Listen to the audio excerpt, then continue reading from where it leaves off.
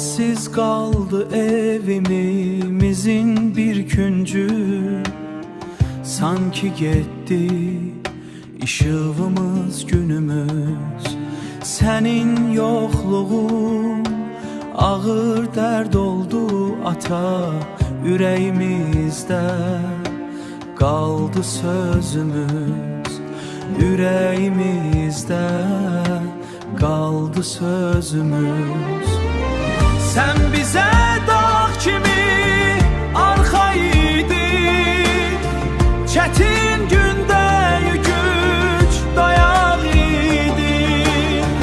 İndi yoksan yanımızda ata, ama her zaman yüreğimizde sen. Ama her zaman yüreğimizde sen. Səsini, baxışını çox darıxırıq.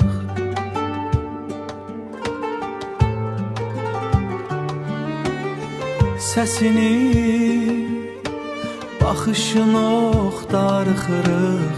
Xatirələrin bizimlə yaşayır.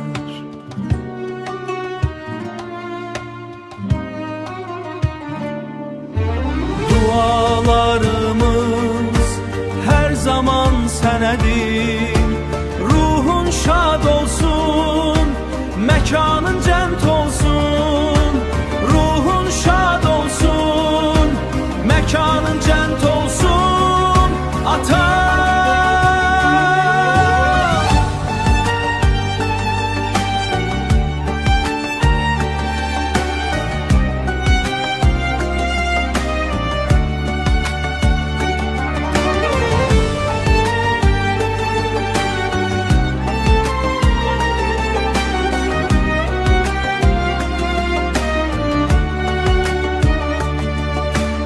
Ruhun şad olsun, mekanın cennet olsun ata.